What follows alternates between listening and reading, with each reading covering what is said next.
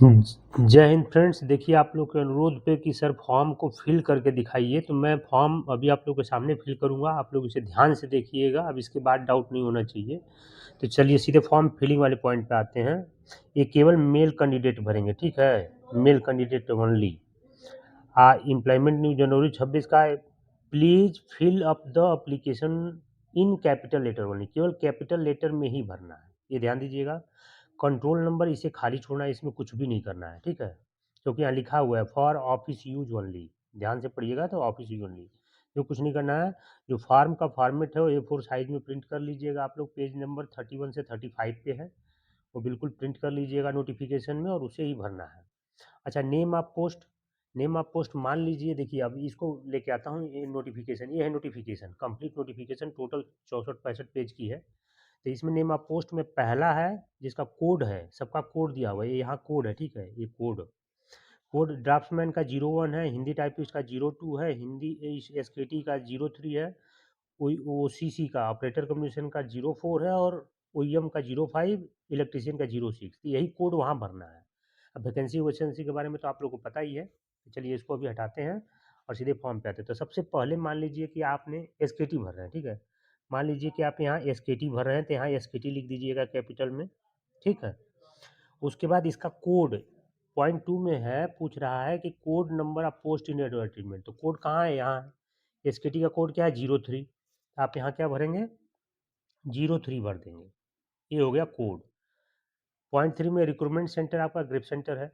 ऐसे पहले फोटो की बात करें, तो फोटो आपका लेटेस्ट 1 मंथ का होना चाहिए। इसमें कहीं सिग्नेचर करने के लिए नहीं लिखा है। साइज इसमें दिखे आप 4 सेंटीमीटर से 5 सेंटीमीटर का बना होना चाहिए।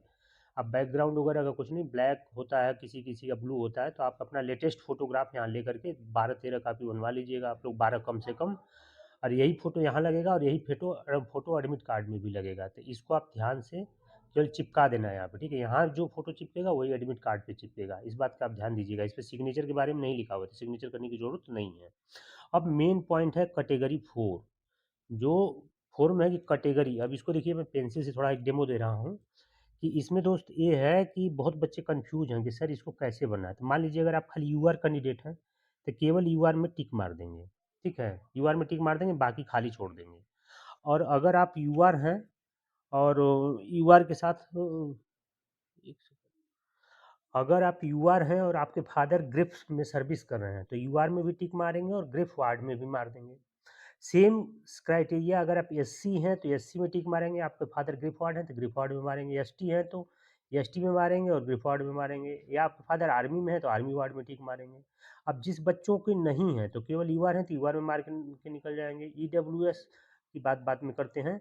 एससी है तो केवल एससी में टिक मारेंगे, एसटी है तो एसटी में मारेंगे, ओबीसी है तो ओबीसी में। केवल जो बच्चों के कोई मतलब grief ward, army ward, CPL नहीं है, तो वो इधर टिक नहीं मारेंगे। बिल्कुल क्लियर। अब अगर जो ग्रिफ वार्ड वाले ज़्यादा कंफ्यूज हैं इस बात को लेकर के, आर्मी वार्ड वाले, तो अगर ग्रिफ वार्ड यूआर और ग्रिफ वार्ड है, या फिर एससी ग्रिफ वार्ड है, एसटी ग्रिफ वार्ड है, तो दोनों में टिक मारना है। जैसे मैंने यहाँ एक में मार के दिखा दिया। अब मान लीजिए किसी का फादर आर्मी में है, इसको देखिए मैं रब कर दे रहा हूँ ताकि आप कंफ्यूज नहीं होइएगा। अब आप यूआर कैंडिडेट हो और आपके फादर आर्मी में है, तो आर्मी वाले में टिक मार दीजिएगा, ठीक है। और इसके बाद अगला आता है सीपीएल। सीपीएल कैटेगरी एक पोस्ट है जो बीआरओ में होती है, लेकिन कैटेगरी तो भाई अलग है। वो यूआर हो सकता है, एससी हो सकता है, एसटी हो सकता है, ओबीसी हो सकता है, या फिर ईडब्ल्यूएस को कोटे में अप्लाई कर रहा हो। तो वो जो है यूआर है या फिर एससी है। तो अगर यूआर कैंडिडेट है और सीपीएल है, तो यूआर में भी टिक मार देगा, सीपीएल में भी टिक मार देगा, ठीक है। तो ये इसका जो है टिक मारने का है। अब पीडब्ल्यूडी कैंडिडेट जो अप्लाई करेगा, फिजिकल हैंडीकैप्ड है, वो भी EWS UR sorry UR SC ST होते हैं, तो अपना पीडब्ल्यू कैटेगरी में अप्लाई करा तो पीडब्ल्यू में मार देगा। और कौन सी कैटेगरी का है वहाँ मार देगा। जैसे यूआर है और पीडब्ल्यूडी है, तो वो फिजिकल हैंडीकैप्ड है, लेकिन वो किस कैटेगरी का है, तो यूआर का है, तो मार देगा। कोटा कौन सा अप्लाई करा, पीडब्ल्यूडी के अगेंस्ट करा। तो ये एकदम क्लियर है। अब इसके बाद भी कोई डाउट नहीं होना चाहिए। अच्छा, ईडब्ल्यूएस, केवल ईडब्ल्यूएस मार दीजिए आप, ठीक है। तो ईडब्ल्यूएस की फैसिलिटी केवल यूआर कैटेगरी वालों को होती है। तो यूआर वाला केवल ईडब्ल्यूएस मार दे, और यूआर में भी मार सकता है, ईडब्ल्यूएस में भी मार देगा, तो इससे कोई दिक्कत नहीं होगी। और खाली ईडब्ल्यूएस में भी मार दिया तो भी कोई दिक्कत नहीं होगी, क्योंकि ये फैसिलिटी केवल यूआर कैंडिडेट के लिए है। तो ईडब्ल्यूएस कोटे में अप्लाई कर रहा है, इससे पता चल जाता है। तो इसलिए आप कन्फ्यूज़ मत होइए, जिससे कन्फ्यूज़ नहीं होना है तो आप खाली क्या करेंगे, अगर आप ईडब्ल्यूएस से भरेंगे, तो आप केवल ईडब्ल्यूएस ही रखिए, ठीक है? इसमें कोई कन्फ्यूज़न की बात नहीं, ईडब्ल्यूएस रख दीजिए, मत कन्फ्यूज़ होइए। और अगर जिसने दोनों में मार दिया उससे भी कोई दिक्कत नहीं, उसका मेन है सर्टिफ़िकेट आपका लगा होना चाहिए। तो ये वाला पॉइंट क्लियर हो गया। अब 5 मतलब 5th ए में जो है whether son of ex serviceman, अगर आपने आर्मी वर्ड अप्लाई टिक मारा है तो यहाँ यस होगा पक्का आपका, नहीं है तो नो कर दीजिए। Whether son of serving retired grip purse, अगर आपके फादर सर्विस में है या रिटायर्ड हैं तो यस करना है और नहीं है तो नो करना है। जो यस करेगा वो यूआर और ग्रिप वार्ड में मारेगा, ठीक है? एससी है और उसके फादर आर्मी ग्रिप में है तो एससी में मारेगा। तो सीधी सी बात है, जिसके हैं ना वैसे ही, जैसे आर्मी वाले का क्या है कि सर्विंग या ईएक्स है तो उसका भी सेम कार्रवाई होगी, आर्मी वार्ड में मारेगा और यहाँ उसका प्रूफ जरूर लगाएगा दोनों, ग्रिप वार्ड वाला भी प्रूफ लगाएगा और आर्मी वार्ड वाला भी, ठीक है? सीपीएल वाला लेटेस्ट जो है सर्टिफिकेट बनाएगा, कब का, अभी का, मतलब 21 मई के बाद का, ताकि आपका फॉर्म रिजेक्ट हो, आपको उसे सीपीएल का 10% बेनिफिट्स मिलेगा। आई होप आप लोगों को क्लियर हो जाएगा। इसके बाद भी डाउट है तो बहुत मुश्किल है भाई, ऐसा नहीं होना चाहिए। चलिए नेक्स्ट में चलते हैं।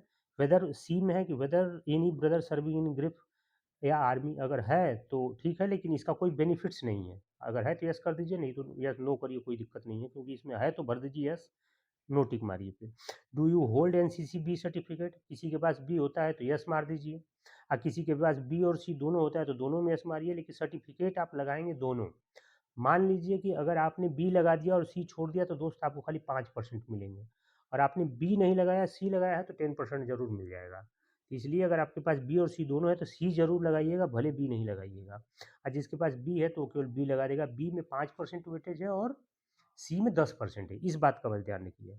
अब वेदर सीपीएल यफ में है कि वेदर सीपीएल यस में, अगर आप सीपीएल है तो यस करिएगा, और अपना सर्टिफिकेट फिर बता दे रहा हूँ कि 21 मई 2026 के बाद का बना होना चाहिए, तभी आपको फ़ायदा मिलेगा 10% का, पुराना होगा तो कोई फ़ायदा नहीं है ना?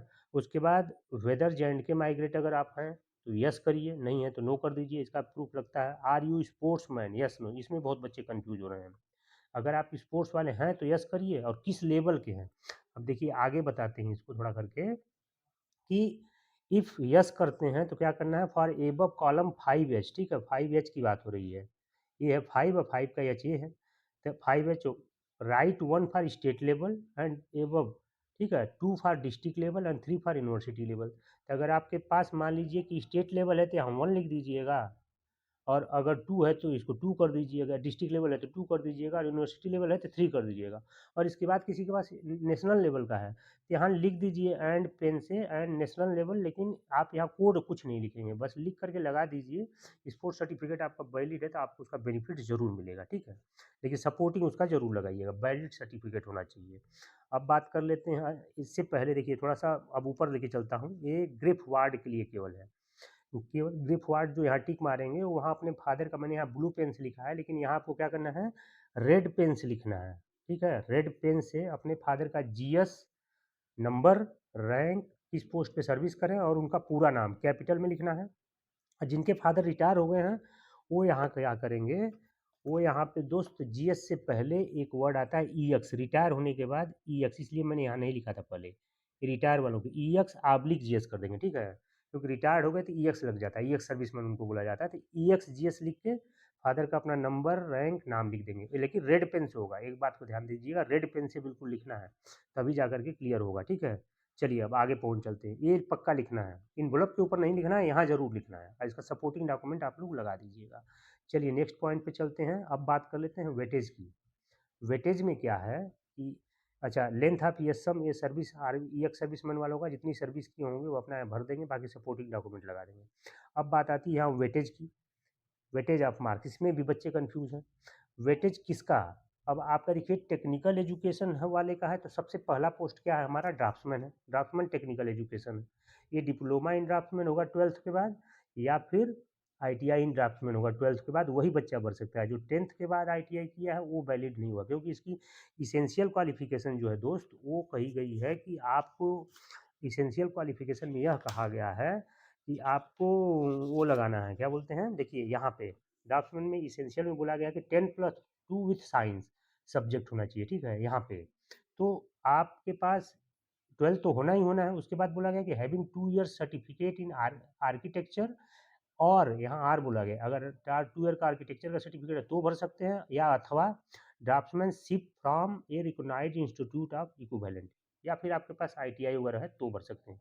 यहाँ एक्सपीरियंस की बात नहीं की जा रही है। अब नीचे कहा गया है कि पोसेसिंग 2 इयर्स नेशनल ट्रेड, यहाँ और करके कहा गया, अथवा अगर ये आपके पास है तो possessing 2 year national trade certificate for draftsman civil from a recognized institute and having 1 year practice experience in the trade. अगर आपके पास है तो, नहीं तो कंपलसरी नहीं है, क्योंकि यहाँ और लिखा हुआ तो कंपलसरी नहीं है, क्योंकि ये चीज़ें कंपलसरी है।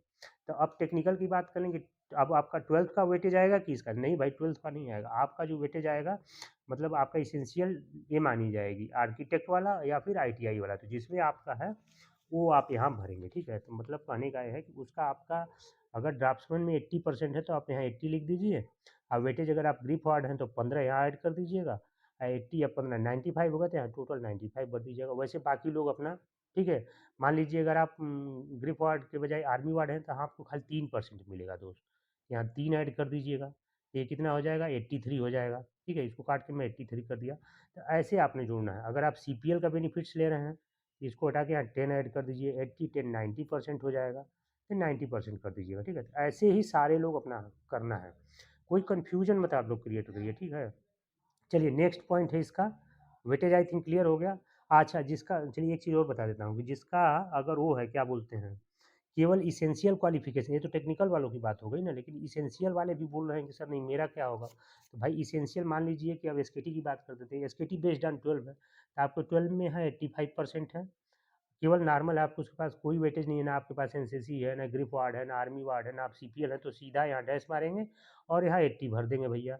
और अगर आपके पास कुछ है, यानी आपके फादर ग्रिप में या आर्मी में, आप सीपीएल में हैं, तो एक एग्जांपल दे रहा हूँ, मान लीजिए आपके फादर ग्रिप में है तो आप 15 ऐड कर दीजिए, या रिटायर हैं तो भी ऐड कर दीजिए, तो 85 और 15 सीधा सी हो गई कितना? 90 प्लस 100% हो गया। एक बच्चा पूछ रहा है सर 100 से ज़्यादा हो जाएगा तो क्या? मान लीजिए अब यहाँ पे 90 रहेगा तो फादर आपके सर्विस में है, यहाँ 105% लिखेंगे, इसमें कोई डाउट नहीं है, क्योंकि आपका तो एजुकेशन में आप 90% भी हो सकता है, 99 भी हो सकता है, और वेटेज की बात हो रही है 15, तो आपका यहाँ लिखा जा सकता है, उससे कोई दिक्कत नहीं होगी, ठीक है। सपोज चलिए एक एग्जांपल दे देते हैं कि अगर किसी बच्चे का परसेंटेज मान लीजिए कि ये 92% है, ठीक है, सॉरी 90 रख दीजिए, 90% है, क्लास 12th में एज एसकेटी, और उसका फादर ग्रिप में से रिटायर्ड है या सर्विस पर्सन है, तो 15 हो गया, उसको 15 का वेटेज मिल जाएगा। तो 90 प्लस 15 कितना हो गया भैया? 105% हो गया। तो आप ये लिखेंगे यहाँ लिखने से कोई दिक्कत नहीं, क्योंकि आपका बन रहा है ना, आप क्रॉस कर गए 100%, तो आपको कॉल लेटर डेफिनेटली आ जाएगा, इसमें कोई दिक्कत नहीं है, लेकिन आपको भरना यही है जो एक्चुअल आपका इंटाइटलमेंट है, तो ये चीज़ हो गई। अच्छा, अब उसके बाद आता है वेदर बिलोंग टू इकोनॉमिकली, इसमें मेन यहीं तक कन्फ्यूजन था, अब मैं फास्ट लेके चलूँगा, ठीक है, वैसे भी लंबा हो जाएगा। तो ये देखिए इकोनॉमिकली वीकर ईडब्ल्यूएस हैं तो यस करिएगा, और यहाँ भी आप ईडब्ल्यूएस में टिक मारे हैं, यहाँ तो आप ईडब्ल्यूएस में यस करिएगा और सर्टिफिकेट पक्का लगाइएगा, ठीक है। चलिए अब आता है बात इसकी 9 नंबर में, name of the candidate in block letter in 10th matriculation certificate, 10 के सर्टिफिकेट में जो आपका नाम है वही भरिएगा, किसी का राम रहीम आगे से अपनी मर्जी से सर नेम नहीं लगाइएगा, कैपिटल में भरना है। खास करके महाराष्ट्र केरला के बच्चे मिस्टेक करते हैं तो वो नहीं करेंगे, जो उनके सर्टिफिकेट में लिखा है वही बच्चे लिखेंगे, ठीक है। नेम ऑफ फादर जो आपके 10th के सर्टिफिकेट में वही लिखिएगा यहाँ पे कॉलम नंबर 10 में। चलिए अब मेन पॉइंट सब क्लियर हो गया है, अब यहाँ बात कर लेते हैं डेट ऑफ बर्थ की, जो आपके 10th के सर्टिफिकेट में वही डेट ऑफ बर्थ यहाँ भरना है। अगर आपके पास डेट ऑफ बर्थ गलती से अगर नहीं छपा है तो आपको डेट ऑफ बर्थ की एक ओरिजिनल प्रूफ सर्टिफिकेट लगाइएगा, जो मान्य है, लेकिन यहाँ बोला गया है कि भाई एक्चुअली 10th में जो है वही माना जाएगा, तो वो कंसीडर करेगा, बोर्ड के ऊपर डिपेंड है। परमानेंट एड्रेस जो आपका है जहाँ आप रह रहे हैं उसका complete village, post, district, state, pin code सब यहाँ कंप्लीट कैपिटल लेटर में भरेंगे। प्रेजेंट पोस्टल एड्रेस 13 नंबर में है, प्रेजेंट पोस्टल एड्रेस, तो इसमें क्या है कि प्रेजेंट पोस्टल एड्रेस का मतलब होगा कि आप कहीं मान लीजिए यूपी से हैं और आप दिल्ली में रह रहे हैं, तो यहाँ दिल्ली का एड्रेस भरेंगे तो आपको मतलब कॉल लेटर भी वही चाहिए, तो वही एडमिट कार्ड में भी भरेंगे। और अगर आपको नहीं भाई आप दिल्ली में रह रहे हैं लेकिन आपको कॉल लेटर वो परमानेंट पे ही चाहिए, तो आप यहाँ परमानेंट भरिएगा और एडमिट कार्ड पे भी परमानेंट ही भर दीजिएगा, यहाँ गलती मत करिएगा, वो आप लोग अपने ज़रूरत के अनुकूल भर लीजिए। मान लीजिए आप दिल्ली में ही रहने वाले हैं साल 2 साल, तो वहीं आपको चाहिए तो प्रेजेंट वहाँ का भरिए और एडमिट कार्ड पे भी वही भर दीजिए। चलिए एप्लीकेशन फ़ी 14 नंबर में, application fee detail, name of bank, कोई एसबीआई से भरेगा, कोई यूबीआई से भरेगा, कोई मतलब पीएनबी से भरेगा, तो जिसके पास जो अकाउंट हो वो भरेगा, उसका नाम लिखेगा एसबीआई, पीएनबी शॉर्ट में लिख देगा, पूरा लिखने की ज़रूरत नहीं है। ऑनलाइन पेमेंट रिप्लेस जो एसबीआई कलेक्ट से ही भरना है। इसमें लिखा गया कि no other mode of payment will be accepted other than SBI. इसको पेमेंट करने के लिए मैं एक वीडियो ऑलरेडी बना दिया हूँ। सिंपल सा है कि एसबीआई कलेक्ट पे जाना है, वहाँ सर्च करना है, ग्रेप सेंटर आ जाएगा, ग्रेप सेंटर महाराष्ट्र, उस पर क्लिक करके डिटेल भर दोगे, सारा भर देना उसमें नाम नंबर। अच्छा, जो 1 से 2 फॉर्म भरेगा तो 2 पोस्ट के लिए भरेगा तो दोनों के लिए फीस भरनी है। ये नहीं कि एक फीस भरा और दूसरे में लगा दिया, वो नहीं चलेगा। उसका DUN डून करके वो नंबर जनरेट होता है, डून। उसके बाद बाकी संख्या होती है 11 डिजिट तक करीब करीब आता है, ठीक है। उसके बाद ट्रांजेक्शन डेट कितने तारीख को आपने भरा वो हो जाएगा। डेट मान लीजिए आज मैं जो वीडियो बना रहा हूँ तो भैया 22 है, तो 22 मई को आपने भरा है, तो 22 में 26 अमाउंट 50 रुपया है, भर दीजिए। ये रेफरेंस नंबर और एसबीआई से आपने भरा तो यहाँ एसबीआई भर दीजिए, सिंपल सी बात है। लेकिन एसबीआई कलेक्ट से ही भरना है। उसके बाद आ जाती है बात 15 में इसेंशियल क्वालिफिकेशन की। इसेंशियल क्वालिफिकेशन किसका किसका क्या होगा? देखिए, इसेंशियल का जो मेन है, सबका इसेंशियल होता है 10th, ठीक है। एक में 10th आ गया, एक में 12th आ जाएगा, एक में आपने बीए किया, बीएससी किया, वो आ जाएगा, ठीक है। जो भी किया है, बीए किया, बीएससी किया, तो वो भर दीजिए। ईयर आप पासिंग भर दीजिए। मान लीजिए आप कोई 95 का पास है ना, कोई 95 97 में 12th किया होगा फिर, ठीक है। तो फिर 97 का 3 साल के बाद, 3 साल की डिग्री पहले होती थी, आजकल 4 हो गई है। तो 2000 में वो डिग्री कंप्लीट किया। फिर कौन सी बोर्ड से किया, यूपी बोर्ड से किया, बिहार बोर्ड से किया, तो बोर्ड का डिटेल यहाँ भरिए, कौन कौन सा सब्जेक्ट में किया, वो सब्जेक्ट वाइज लिखने का, एज पर मार्कशीट कर दीजिए, ठीक है। मार्क्स टोटल लिख दीजिए। आउट ऑफ मान लीजिए 600 आपके पास, total marks out of marks कितना है, 600। यहाँ 600 है, आपने 480 लिया, तो इसका परसेंटेज निकाल करके आप यहाँ डाल दीजिए। वैसे ही 12th का करिए, ठीक है। वैसे ही डिग्री का कर दीजिए, सबका आप ऐसे भर लेंगे, सिंपल सा है। चलिए, ये हो गया इसेंशियल। अब इसेंशियल में जो एसके हिंदी टाइपिस्ट हो गया, एसकेटी हो गया, इनका यही वाला वेटेज में फिल होगा वहाँ ना, जो एजुकेशन का परसेंटेज भरना है। लेकिन जो ऑपरेटर कम्युनिकेशन हो गया, ड्राफ्ट्समैन हो गया और इलेक्ट्रीशियन, इनका आईटीआई वाला भरा जाएगा। और ओईएम का 10th है इसेंशियल, तो उनका 10th वाला परसेंटेज, यानी मैं कहाँ की बात कर रहा हूँ, इस जगह की बात कर रहा हूँ, यहाँ भरने के लिए, ठीक है। क्योंकि ये 3 पोस्ट जो है, हिंदी टाइपिस्ट, एसकेटी और क्या बोलते हैं, ओईएम, 3 का इसेंशियल में, मतलब 12th का 2 का आना है, और तीसरा जो है दोस्त, ओईएम का 10th का परसेंटेज आएगा, प्लस वेटेज मिला के टोटल आएगा। तो ये हो गया। अब बात कर लेते हैं ड्राफ्ट्समैन इलेक्ट्रीशियन का। इसेंशियल तो ये भरा ही जाएगा, लेकिन उनका इसेंशियल जो परसेंटेज यहाँ भरने के लिए, यहाँ भरने के लिए क्या होगा, टेक्निकल वाला भरा जाएगा। तो नेम ऑफ एग्ज़ाम, आईटीआई किया है या फिर डिप्लोमा किया है, ईयर ऑफ पासिंग कब है, मान लीजिए 2009 का है, ठीक है। बोर्ड यूनिवर्सिटी उनकी जो भी हो भर लीजिए। मार्क्स कितना है, मान लीजिए कोई, उसमें काफ़ी होते हैं, तो 1200 नंबर पाया है, तो आउट ऑफ 1800 में, ऐसे बड़े इनमें ज़्यादा नंबर होते हैं, उसका टोटल परसेंटेज आप यहाँ लिख देंगे। तो वैसे ही आईटीआई वाला और डिप्लोमा वाला अपना इस तरह से भर लेगा, ठीक है। Attach photo state copy of marksheet where grade is awarded, तो पक्का लगा दीजिएगा। ये हो गया एसकेटी और इलेक्ट्रीशियन का कंप्लीट। अब दोस्त आ जाओ ओईएम के लिए। ओईएम को केवल एचएमवी लाइसेंस ही अलाउड है, हैवी मोटर व्हीकल, या फिर अदर आपके पास है जेसीबी डोजर वगैरह आप चलाएं वो वाला है तो भी चल जाएगा, लेकिन एलएमवी नॉट अलाउड है, ठीक है। एलएमवी नॉट अलाउड है। उसका डेट ऑफ इशू भर दीजिएगा, उसकी इशूइंग अथॉरिटी का नाम भरिएगा, है ना। इनिशियल वैलिड पीरियड उसका क्या था वो भरिएगा। रिन्यूअल अप टू कब तक है, ठीक है, 2025 तक है, 26 तक है, जैसे लिख दीजिएगा रिन्यूअल अप टू 2025, या डेट उस पर होती है ना, तो 26 चला, तो 26 या किसी का 28 का होगा, कब तक है, मई 2028, जो भी हो आप उस हिसाब से लिख लीजिए। चलिए, अब नेक्स्ट पेज पे आ जाते हैं। यहाँ पे है टोटल एक्सपीरियंस किसका, इन मंथ, जिसमें एक्सपीरियंस मांगा गया। तो एक्सपीरियंस मुझे नहीं लगता किसी में ऐसा कुछ है कि डिमांड की गई है, तो जिसमें एक्सपीरियंस अगर किसी ने कुछ किया हुआ है तो वो अपना एक्सपीरियंस वाला जो है भर लेगा, ठीक है। जिसने नहीं किया है उसको कोई ज़रूरी नहीं है। तो मुझे नहीं लगता किसी में भी एक्सपीरियंस की बात नहीं कही गई है। ड्राफ्टमैन में भी नहीं मांगा गया है, इस एसकेटी में भी नहीं मांगा गया है। ऑप्शनल है, डिजायरेबल और ऑप्शनल है, अगर आप चाहिए तो भर सकते हैं। ऑपरेटर कम्युनिकेशन में भी नहीं मांगा गया है, और ओईएम में भी एक्सपीरियंस नहीं है दोस्त। इलेक्ट्रीशियन में भी processing certificate of electrician from industrial training institute or equivalent having one year, नहीं, किसी में नहीं मांगा गया है। तो एक्सपीरियंस की जगह पे आपको डिग्री वो होनी चाहिए। हाँ, अलग से मांगा गया, अगर आपके पास है तो लगा सकते हैं, तो अगर किसी के पास है तो वहाँ भर देगा अपना, कहाँ काम किया है, कब से कब किया है, नेचर ऑफ वर्क क्या किया है, उसकी सैलरी कितनी थी, परमानेंट टेम्प्रोरी था तो टेम्प्रोरी या परमानेंट जो भी है भर देगा। उसके बाद ये 18 number only for BRO CPL. भाई जो बीआरओ में सीपीएल है वो अपना सीपीएल का सर्टिफिकेट बनवाएगा 21 मई 2026 के बाद का, जो ओसी साइन किया होगा, कमांडर का काउंटर साइन होना चाहिए और ईओ से वेरीफाई होना चाहिए। ठीक है, use separate seat if needed, अगर ज़रूरत होगी तो अलग से सीट लगा सकता है। कौन सी यूनिट में है, तो जैसे मान लीजिए मैं 23 में हूँ तो यहाँ 23 टी एफ हो गया। बाकी सीपीएल अगर यहाँ का कोई भरा है तो फ्राम टू कब से कब तक है, मंथ ईयर कितना हो गया, किस ट्रेड पे है तो सीपीएल ही रहते हैं। ठीक है, प्रेजेंट स्टेटस क्या है तो वो अपना भर देगा। चलिए उसके बाद आता है 19 में कॉन्टैक्ट नंबर, जो आधार से लिंक है तो वही भरिएगा। उसके बाद अल्टरनेटिव मोबाइल नंबर अगर है तो भर दीजिए, नहीं है तो डैश कर दीजिए। आधार नंबर पूरा भरना है यहाँ पे, और उसकी कॉपी अटैच करनी है, लिख रहा है, पक्का लगाना है। Contact email number write in capital letter, email ID capital letter में ही ये पूरी भरनी है। उसके बाद दोस्त डिक्लेरेशन ध्यान से पढ़ लीजिए। प्लेस आप जहाँ से भर रहे हैं, जैसे मथुरा से भर रहे हैं, बिहार के किसी डिस्ट्रिक्ट से भर रहे हैं, या फिर मध्य बिहार के मधुबनी से भर रहे हैं, बेगूसराय से भर रहे हैं, कहीं से भी भर रहे हैं, दिल्ली के किसी डिस्ट्रिक्ट से भर रहे हैं, तो वहाँ नाम लिखिए, डेट कितने तारीख को भर रहे हैं। लेफ्ट थंब इम्प्रेशन प्रॉपर यहाँ ऐसे लगाना है, ठीक है, लेफ्ट लगाना है, राइट नहीं लगाना है। यहाँ सिग्नेचर पक्का करना है, अगर दोनों में से कोई भी मिस है तो आपकी एप्लीकेशन रिजेक्ट हो जाएगी। चलिए नेक्स्ट पेज पे आ जाते हैं, एडमिट कार्ड।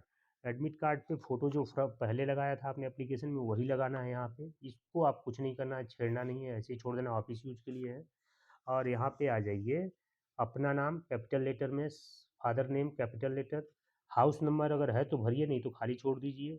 विलेज भरिए, पोस्ट भरिए, तहसील भरिए, डिस्ट्रिक्ट भर दीजिए, ठीक, कंप्लीट। उसके बाद स्टेट भरिए, पिन कोड डाल दीजिए, आधार नंबर डालिए, कॉन्टैक्ट नंबर डाल दीजिए।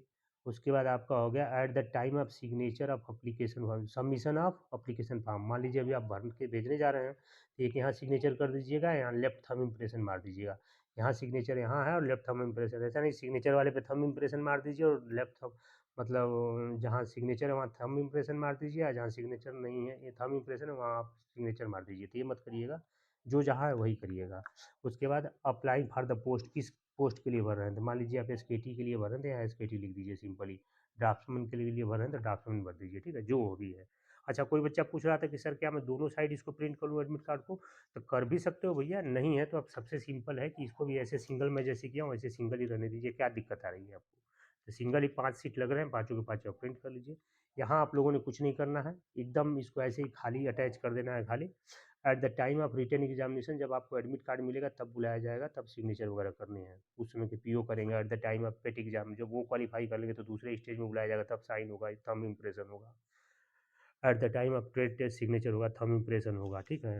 Eight the time of PME signature, मतलब जब जिस तरह से बुलाया जाएगा उस समय साइन आपसे लिया जाएगा। तो ये था फॉर्म फिलिंग, बिल्कुल कंप्लीट हो गया। वीडियो लंबी हो गई बताने में, तो 5 पेज है भैया, तो 5 पेज में थोड़ा टाइम तो लगेगा। तो आई होप आप लोगों को समझ में आ जाएगा। अब इसके बाद भी कुछ डाउट है तो पूछ लीजिए टेक्स्ट करके, लेकिन अब नहीं होना चाहिए। चलिए ठीक है, थैंक यू सो मच। जो बच्चे नए हों सब्सक्राइब कर लेंगे, या जो पहली बार देख रहे हो सब्सक्राइब कर लेंगे, बाकी ज़रूरतमंद तक शेयर कर देंगे, ठीक है। चलिए ठीक है, thank you so much, Radhe Radhe.